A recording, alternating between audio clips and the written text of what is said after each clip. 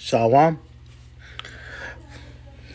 First and foremost, I would like to give just like all praises, honor and glory goes to Yahweh by Hashem, Yahawashi by Hashem Kakadash, and double honors to my apostle Els of Great Millstone, who will well, who puts his word in truth and also sincerity, risking their lives and risking their lives and their freedom to do so, now so more than ever.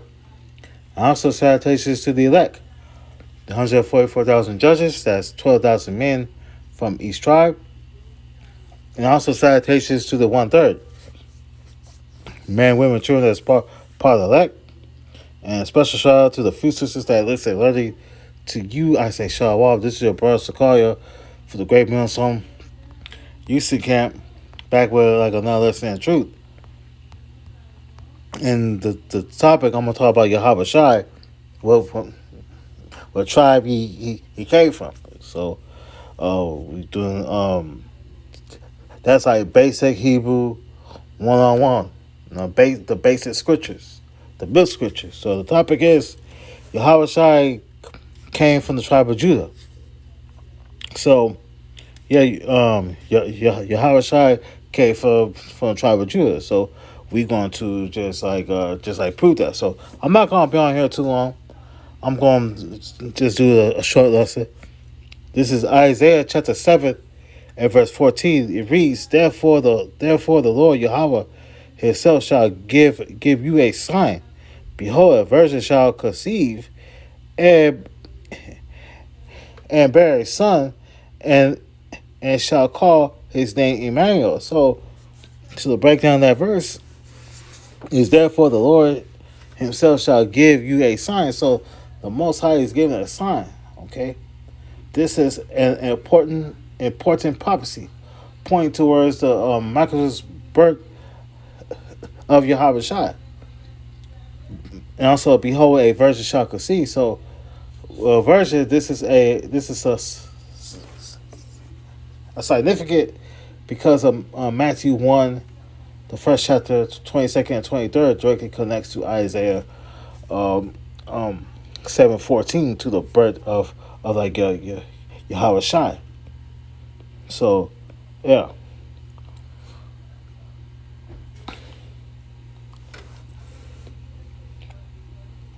So behold shall be behold a um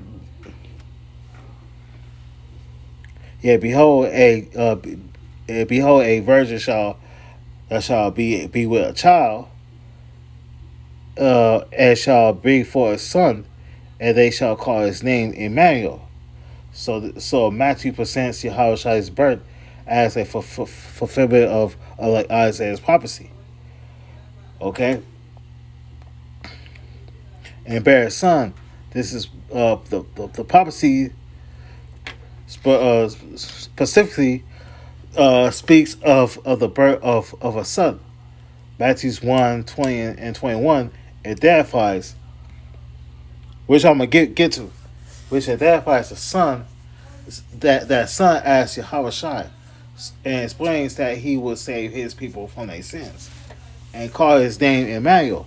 Emmanuel means Emmanuel means Yahweh with us. So Matthew applies this prophecy to Yahawashi, emphasizes his divine mission and the Most High's presence with his people through him. Okay.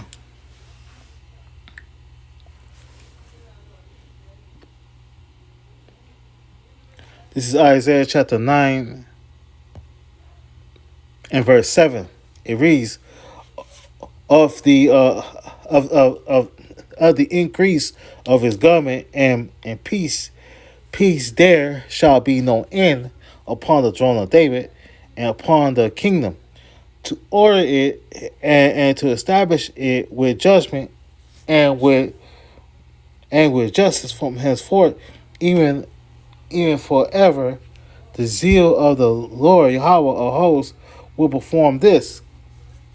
So of the increase of his government and peace there shall be no end. So this speaks of a ruler whose government and peace will continually increase. So so this points to Yahawashi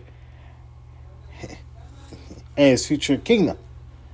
So his rulership is not temporary like earthly kingdoms. All right. Upon the throne of David. So this is the important because the Messiah was prophesied to come to like David's lineage. So you can link that to 2 Samuel chapter 7, the 7th chapter, 12 and 16 verse. So the Most High promises David his throne and the kingdom will be established. And Luke 1:32-33, the angel says Yahawashi will receive the throne of his father David. So Isaiah connects the coming ruler with the bag throne. All right, to order it and to establish it with judgment and with justice. So Yahweh's kingdom will be established according to the righteous judgment and justice, rather than the corruption found in many early kingdoms. So this connects to Isaiah, the 11th chapter, 35 verse, which describes the Messiah judging the righteous from henceforth, even forever. So the kingdom is described as everlasting, unlike earthly kingdoms that rise and fall. So the Messiah's dominion will ultimately have no end. Okay, had no end.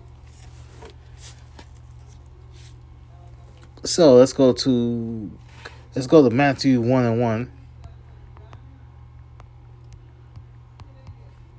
This is Matthew chapter 1 and verse 1 and reads, the book of the generation of just like Hamashiach Yahawashi, the son of David and the son of the son of Abraham. Let's go down. Verse 16, and Jacob begot Joseph, the husband of Mary, of whom was born Hamashiach Yahawashi, who is called Hamashiach. Okay, let's go all the way down to 21. Verse 21. And she shall bring forth a son, and thou shalt call his name Yahawashi, for he shall save his people from their sins. So Mary bring forth a son, and his name is Yahawashi. Mary is a so-called black woman, so-called Negro. Okay, Yahawashi is going to come to save his people from their sins. That's a cut to you Christians. Okay, who's his people? The Israelites. That's you Negroes, Latinos, and Native Americans, and Israelites that look like the other nations, because you got Israelites that look like so-called white people, that look like so-called Arab, Chinese people, Japanese people, East Indian people, etc. Because we were scattered. Deuteronomy 28 chapter, the Most High scatters between all people from one end to another. James the 1st chapter says that the 12 tribes were scattered abroad. Because this is prophecy. This is the curses. Okay? Most High, Yahweh gonna save, he come and save his people, the elect. 144,000 judges, 12,000 men from each tribe, and also the 1/3, men, women, and children. He's coming to save his people. Started with the elect. The elect is gonna be saved. The 2/3, they're gonna die. And they're gonna come back to the kingdom as the 1/3. Okay? Let's go to Hebrews.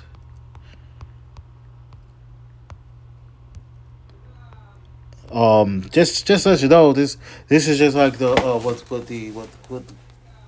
with the virgin birth. All right. Okay.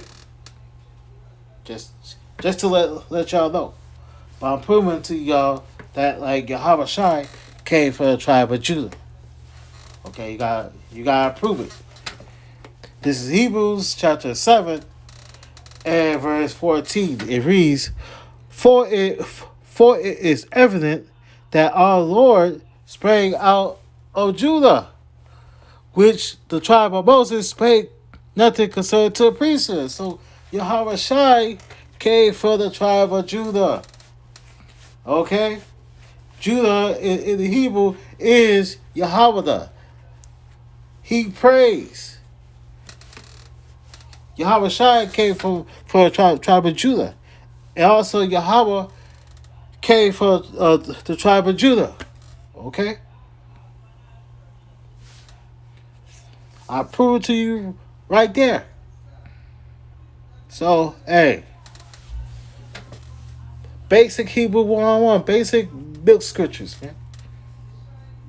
Okay? That's why you have to study to show thyself approved, because when you preach it, okay?